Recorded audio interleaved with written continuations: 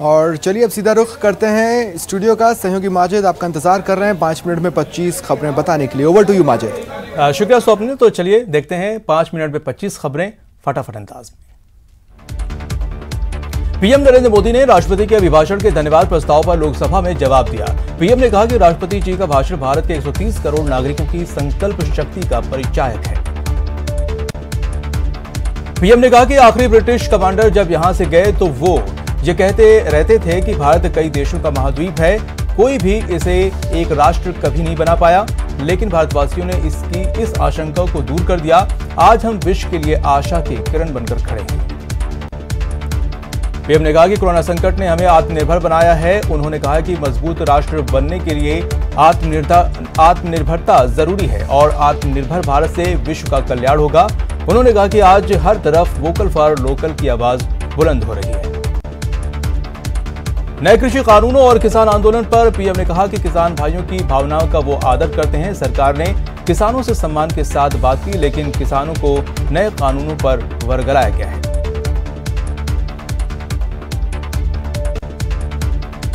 आज से राजस्थान विधानसभा का बजट सत्र शुरू हुआ। राज्यपाल कलराज मिश्र के अभिभाषण के साथ सत्र की शुरुआत हुई। राज्यपाल ने अभिभाषण के पहले संविधान की प्रस्तावना और मूल कर्तव्यों का पाठ किया। 24 फरवरी को राजस्थान का बजट पेश होगा। कार्य सलाहकार समिति की बैठक में फैसला हुआ। वहीं 15 को राज्यपाल के अभिभाषण पर सीएम जवाब देंगे। इधर बजट सत्र में हिस्सा लेने के लिए सुबह 11 से पहले ही विधायकों के पहुंचने का सिलसिला शुरू हो गया था। सबसे आकर्षक का केंद्र विधायक इंदिरा मीणा रही, जो ट्रैक्टर पर सवार होकर विधानसभा पहुंची। इंदिरा मीणा गांधीनगर के सरकारी आवास से विधानसभा तक ट्रैक्टर पर सवार होकर पहुंची। खास बात यह कि ट्रैक्टर उन्होंने खुद चलाया। विधानसभा के गेट तक पहुंचने से पहले पुलिस बल ने उन्हें रोक दिया। हेरिटेज नगर निगम के 3 महीने के कार्यकाल में ही कांग्रेस पार्षदों के बीच मनमुटाव खुलकर सामने आ चुके हैं। कांग्रेस के वरिष्ठ पार्षद उमर दराज ने अपनी ही पार्टी के डिप्टी मेयर असलम फारूकी की कार्यशैली पर सवाल उठाए, तो डिप्टी मेयर ने भी पलटवार किया।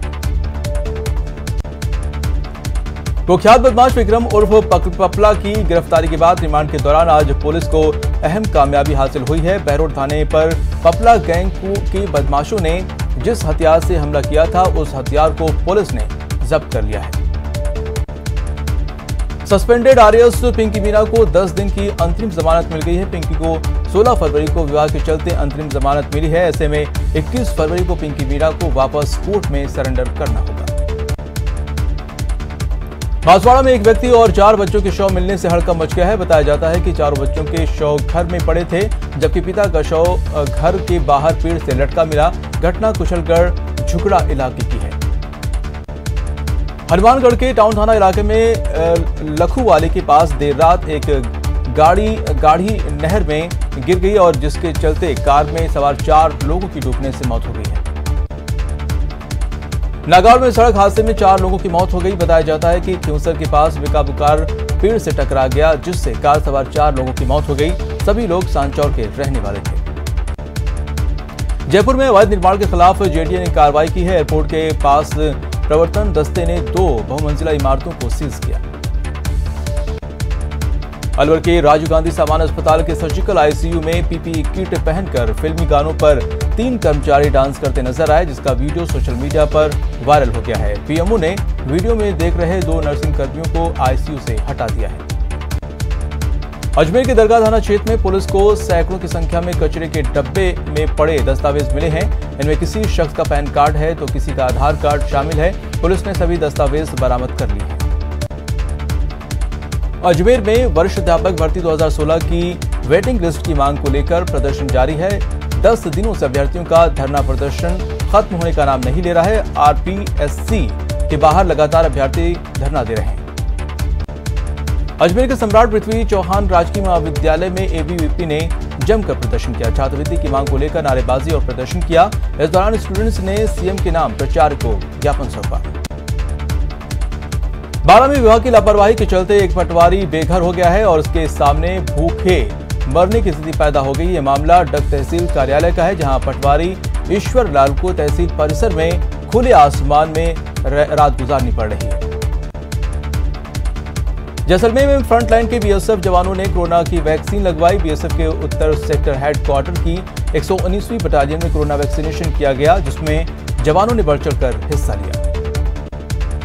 पूर्व केंद्रीय मंत्री स्वर्गीय राजेश पायलट की जयंती के अवसर पर टोंक जिले में भी कई स्थानों पर श्रद्धांजलि सभा हुई। जिला कांग्रेस कार्यालय में स्वर्गीय राजेश पायलट के चित्र पर पुष्पांजलि अर्पित की गई। भरतपुर में पर्यावरण संरक्षण और संवर्धन कार्यक्रम के तहत कलेक्ट्रेट से साइकिल रैली निकाली गई। साइकिल रैली को कलेक्टर नथमल डिटेल ने झंडी दिखाकर रवाना किया। बीकानेर के महाजन फील्ड रेंज में भारतीय सेना और अमेरिका सेना का संयुक्त युद्धाभ्यास तीसरे दिन भी जारी है। इस दौरान दोनों देशों के सैनिक सामंजस्य बैठाते हुए संयुक्त रूप से प्रशिक्षण ले रहे हैं। इस दौरान टैंकरों के माध्यम से भी दुश्मनों के इरादों को ढेर करने को लेकर भी युद्धाभ्यास किया गया।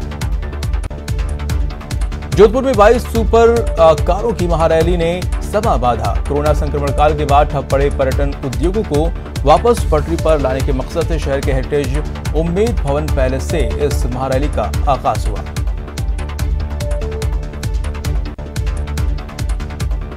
तो एक बार फिर से चलते हैं अपने सहयोगी स्वप्निल के पास और जानते हैं कुछ और अहम खबरें। स्वप्निल। शुक्रिया माजिद। और चलिए अब बात करते हैं बीएसएफ की। सीमा सुरक्षा बल के जवानों ने रक्षा टीका लगवाने के बाद बड़ा संदेश दिया है। ये रिपोर्ट देखिए।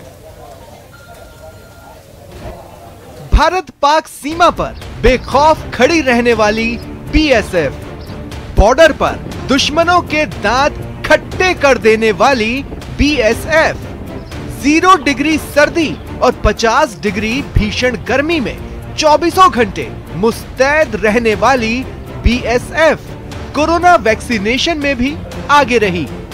जैसलमेर में उत्तर सेक्टर हेडक्वार्टर की 119वीं बटालियन के जवानों ने कोरोना टीका लगवाने में भी बढ़ चढ़कर हिस्सा लिया। पुरुष हो या महिला, बीएसएफ के सभी बहादुरों ने आगे आकर रक्षा टीका लगवाया और लोगों को ना डरने का संदेश दिया। अभी हमारे जो फ्रंट लाइन वर्कर है, सो कॉल्ड हमारे जवान है, उनको लगाया जा रहा है। और इस क्रम में हमने यहाँ शुरू किया है जैसलमेर में, देन पोखरण एंड वो हमारा रामगढ़ है, वहाँ भी वैक्सीनेशन चल रहा है। और कलेक्टर साहब और डिस्ट्रिक्ट एडमिनिस्ट्रेशन से मिलके बहुत स्मूथली चल रहा है और ऑलरेडी प्लान हो चुका है कि कैसे कैसे लगाना है। क्योंकि बीएसएफ ऑलवेज बॉर्डर पे डिप्लॉय रहती है और उनको हम विड्रॉ भी नहीं कर सकते, लेकिन प्लानिंग कर लिया गया है। इससे पहले सेक्टर के अंदर रहने वाले जवानों को कोरोना वैक्सीन लगाई गई थी और बुधवार को ये पहला मौका था जब फ्रंट लाइन के जवानों को टीका लगाया गया। वैक्सीनेशन के बाद सभी बीएसएफ जवानों को 1 दिन के ऑब्जर्वेशन पर रखा गया है। कार्य योजना बनाई थी जिसमें 3 चरणों में बीएसएफ के जितने भी बीओपीज हैं, बॉर्डर आउटपोस्ट है, वहां पर जो लोग कार्यरत हैं, जो पर्सनल डेप्यूटेड है, उनको 3 चरणों में हम एक एक करके बुलाएंगे और फेजेस में कराएंगे। इससे ये इंश्योर होगा कि जो हमारी बॉर्डर आउटपोस्ट है उसकी नफरी कम ना हो, वो सिक्योर्ड रहे। और साथ ही जिनका वैक्सीनेशन कराया जा रहा है उनको 1 दिन और ऑब्जर्वेशन के लिए रखा जाएगा। कोरोना काल में डरी हुई जिंदगी के लिए ये वैक्सीन हौसला देती है। बीएसएफ जवानों ने जिस तरह आगे आकर निडर रहने का संदेश दिया है, वैसे ही आप भी डॉक्टरों के भरोसे पर भरोसा रखें। जान है तो जहान है। न्यूज़ 18 के लिए जैसलमेर से सिकंदर शेख की रिपोर्ट। और एक बार फिर जयपुर से ये बड़ी खबर आपको बता दें। सीएमआर में कांग्रेस विधायक दल की बैठक को लेकर ये बड़ी खबर है। विधायक लगातार सीएमआर पहुंच रहे हैं। थोड़ी देर में सभी विधायक पहुंच जाएंगे और ये बैठक शुरू होगी, जिसके बाद डिनर का भी वहीं पर कार्यक्रम है विधायकों का। 2 अहम घटनाक्रम जो कि प्रदेश में इस वक्त चल रहे हैं। आज से बजट सत्र का आगाज हुआ है और इसके अलावा राहुल गांधी का दौरा जो है, इन दोनों ही घटनाक्रमों पर विधायक दल की बैठक में चर्चा होगी। तैयारियों की समीक्षा की जाएगी, रणनीतियां तय की जाएंगी और उसके बाद जब विधायक दल की बैठक खत्म होगी, विधायक सीएमआर में ही डिनर करेंगे। लगातार विधायकों के सीएमआर पहुंचने का सिलसिला जारी है। कुछ तस्वीरें भी हैं जो आप अपनी टीवी स्क्रीन पर देख पा रहे हैं। और ज्यादा जानकारी के लिए बात करते हैं सहयोगी दिनेश से। दिनेश, क्या जानकारी है?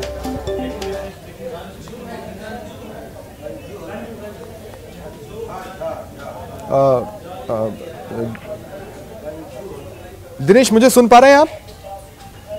जी स्वप्निल, आवाज आ रही है। जी, क्या जानकारी है आपके पास? अब देखिए, कुछ ही देर में ये बैठक जो है शुरू होगी सीएमआर में। विधायकों का अभी भी पहुंचने का सिलसिला जारी है। शाम 7 बजे ये बैठक प्रस्तावित की गई थी, लेकिन थोड़ा सा ये डिले हो रही है और मुख्यमंत्री अशोक गहलोत की अध्यक्षता में ये बैठक होनी है। जहाँ तक बैठक के मसलों का सवाल है तो बजट पत्र को लेकर इसमें चर्चा होनी है। इसके साथ ही क्योंकि राहुल गांधी भी 2 दिन बाद में जो है वो राजस्थान दौरे पे आ रहे हैं, तो इसको लेकर भी जो है चर्चा होगी। पीसीसी चीफ और जो शिक्षा मंत्री हैं गोविंद सिंह डोटासरा, वो इस बैठक में नहीं है। इसके साथ ही सचिन पायलट भी बैठक में नहीं है। कुछ विधायक ऐसे हैं जो क्योंकि राहुल गांधी के दौरे के मद्देनजर क्षेत्र में है, तो वो भी इस बैठक में नहीं है। ठीक है, गोविंद सिंह डोटासरा और सचिन पायलट भी उसी क्षेत्र में गए हुए हैं, तो वो भी इस बैठक में नहीं है। शुक्रिया दिनेश, हमारे साथ जुड़ने के लिए, तमाम जानकारी के लिए। आप नजर बनाए रखें। और अब बात करते हैं 5 फरवरी को चूरू में हुए गैंग वॉर मामले में अपडेट की। ढाणी मौजी गांव में एचएस प्रदीप स्वामी समेत 2 ग्रामीणों की हत्या मामले में पुलिस को जल्द ही बड़ी कामयाबी हासिल हो सकती है। पुलिस को वारदात से जुड़े सीसीटीवी फुटेजेस मिले हैं। इनके आधार पर हत्याकांड के 9 आरोपियों की पहचान हो चुकी है। ये सीसीटीवी फुटेज फायरिंग की वारदात के बाद के हैं। जानकारी के मुताबिक 2 बाइक पर सवार होकर आए 6 आरोपियों ने अंधाधुंध फायरिंग की, जिसके बाद एक बाइक पर 3 लोग फरार हुए, जबकि दूसरी बाइक स्टार्ट नहीं हुई। ऐसे में 3 बदमाश पैदल ही भागे। इनमें से शेरा पंजाबी का शव गांव से कुछ ही दूर मिला था, जबकि दूसरा आरोपी भागीरथ नायक घायल हालत में मिला, जिसका जयपुर में इलाज जारी है। पुलिस ने अब तक इस मामले में 2 आरोपियों को गिरफ्तार किया है।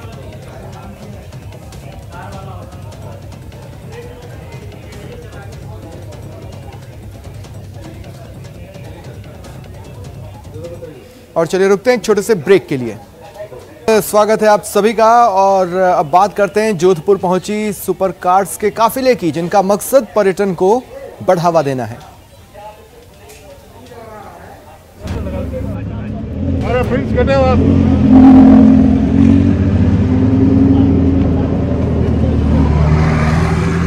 अरे प्रिंस कटी ने लगवानी, लगाओ तो सही गाड़ी तो गाड़ी यार। इधर प्लीज, इधर आ जाओ थोड़ा। चलो आन बान और शान की सवारियां, बैठने वाले को खास होने का एहसास कराने वाली गाड़ियां,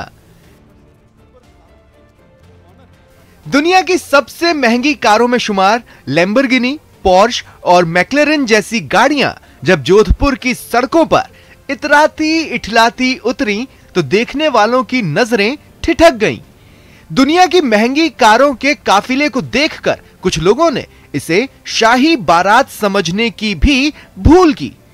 एक दूसरे से टकराती नजरें पूछ रही थी, मांजरा क्या है? तभी पता चला कि सुपर कार प्रोवाइडर कंपनी की ये कारें पर्यटन को बढ़ावा देने के लिए कई शहरों में रैली के रूप में घुमाई जा रही है। राजस्थान की सांस्कृतिक राजधानी को और बेहतर बनाने के लिए, पर्यटन को और मजबूत करने के लिए जोधपुर में खींवसर से ये गाड़ियां पहुंची है।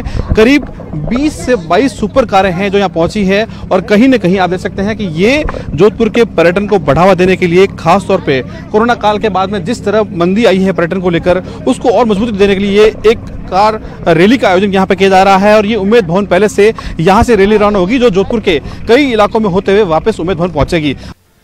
एक सुपर कार प्रोवाइडर कंपनी की इन 22 कारों की कीमत 100 करोड़ रुपए से अधिक है। एक एक कार की कीमत 4 से 12 करोड़ रुपए के बीच है। हम लोग प्लान करे थे दोस्तों में, तो हम all over India super cars की हम लोग निकलेंगे ड्राइव पे, पूरे दबे हुए बैठे हुए, कोई जा नहीं सकता, कुछ कर नहीं सकता कोरोना की वजह से। हम लोग बोलेंगे, हम लोग जाएंगे, बच्चे दिखेंगे, गाड़ियाँ, विल स्प्रेड हैप्पीनेस दैट हम लोग अभी भी है यार, everything will be back to normal एक दिन। टूरिज्म सेक्टर में मंदी को देखते हुए कार प्रोवाइडर कंपनी देश के कई शहरों में पर्यटन को बढ़ावा देने के लिए इन सुपर कारों को ले जा रही है।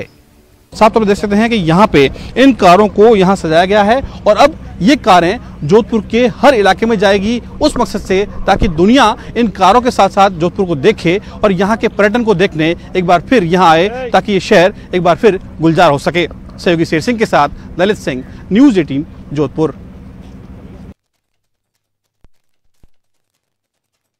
जैसलमेर में फिर रंग जमने वाला है। 25 फरवरी से मरु महोत्सव का आगाज होना है। सरकार की ओर से मरु महोत्सव की मंजूरी मिल चुकी है। अब जिला प्रशासन महोत्सव की तैयारियों में जुटा हुआ है। फिर सजेगी सुरों की महफिल।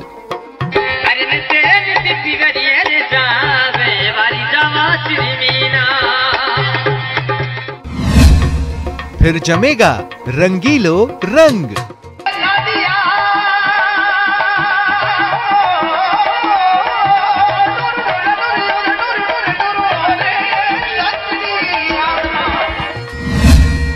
धोरों में गूंजेगी संगीत लहरियां।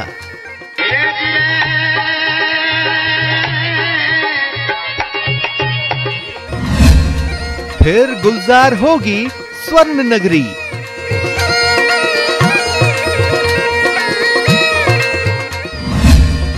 पच्चीस से 27 फरवरी तक मरु महोत्सव की धूम।